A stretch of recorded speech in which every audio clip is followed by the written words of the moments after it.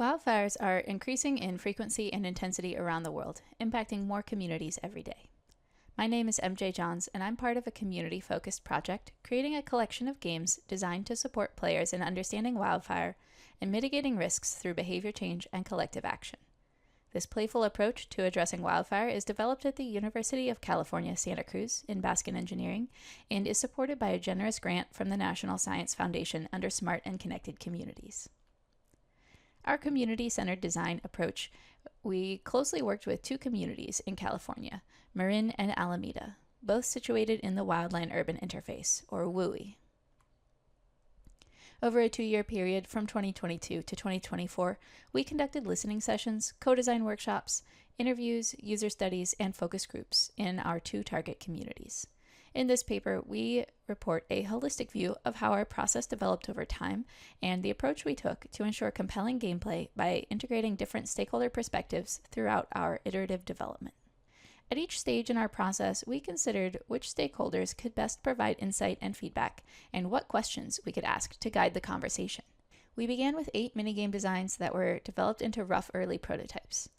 Each minigame mapped to specific types of learning and levels of thinking, ranging from a focus on protecting oneself to protecting friends and family, protecting the home, and then protecting the environment and community. We view minigames as an effective avenue for a complex issue like wildfire because it allows us to break the larger problem into conceptual chunks, with each minigame focusing on a specific sub-problem. From our initial 8 prototypes, 4 were strong contenders based on expert review and reception from the community. So we focused our development energy producing those 4 games into fully playable experiences. The first fully playable minigame is called Find Your Things. This is a hidden object game where the player navigates through a house, packing up items before an evacuation, teaching the player about the importance of being prepared and knowing what items you might want to take and where they are located.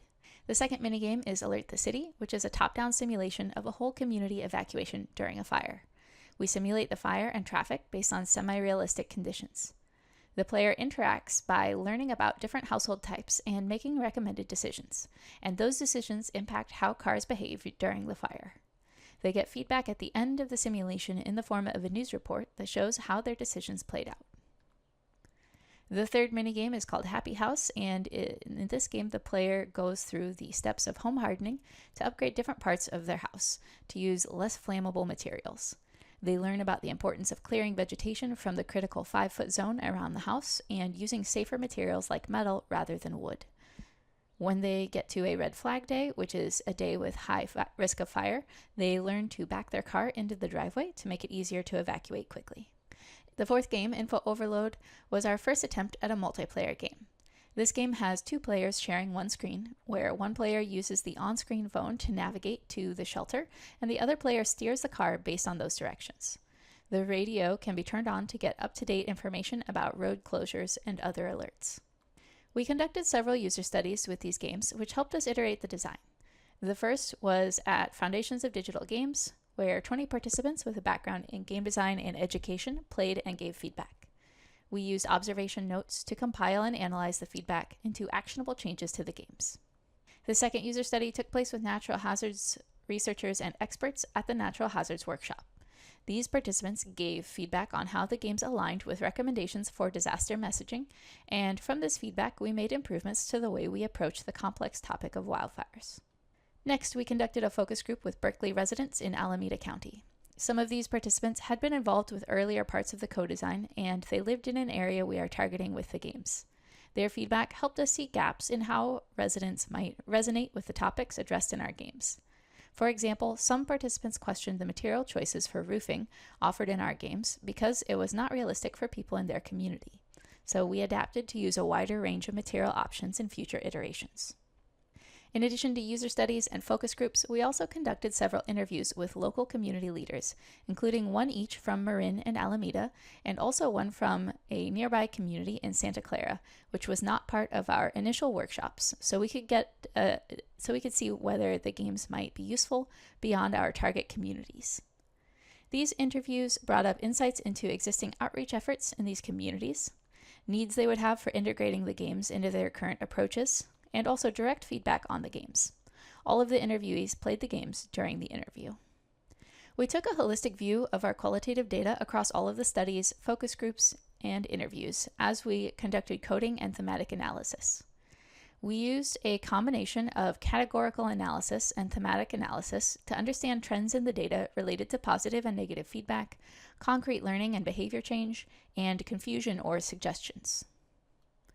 We also tracked which group the feedback was coming from so we could identify differences in perspectives from the different stakeholders. From the thematic analysis, we began to attempt to answer our research questions.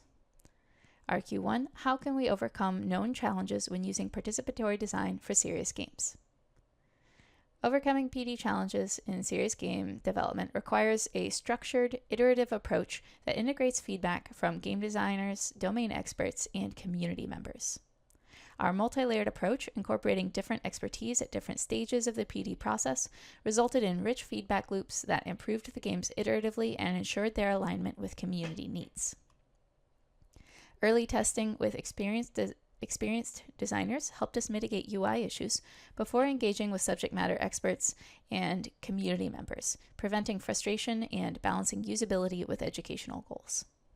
RQ2, how well do our games, created through our PD process, reflect the needs of the communities involved?